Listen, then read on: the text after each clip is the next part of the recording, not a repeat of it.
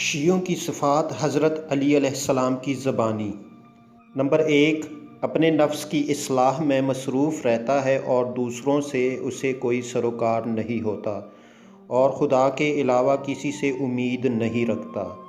Number 2، لوگوں کے درمیان پردیسی اور اجنبی کی مانند رہتا ہے جبکہ خدا کے احکامات کی انجام دہی میں کوشاں رہتا ہے تاکہ اس کی رضامندی حاصل ہو جائے۔ نمبر 3، غریب اور محروم افراد کے ساتھ معاشرت رکھتا ہے اور لوگوں کو نیک کاموں میں مدد دیتا ہے جبکہ یتیموں کے ساتھ باپ کی مانند مہربان ہوتا ہے۔ نمبر 4، جس کام کو انجام دینا چاہتا ہے اس پر خوب غور و فکر کرتا ہے اور تمام امور میں احتیاط کے ساتھ قدم اٹھاتا ہے۔ نمبر 5، چونکہ قناعت کے ساتھ زندگی بسر کرتا ہے اسی لیے اپنی عزت و آبرو کا بھی خیال رکھتا ہے جس پر لوگ اسے دولت مند سمجھتے ہیں۔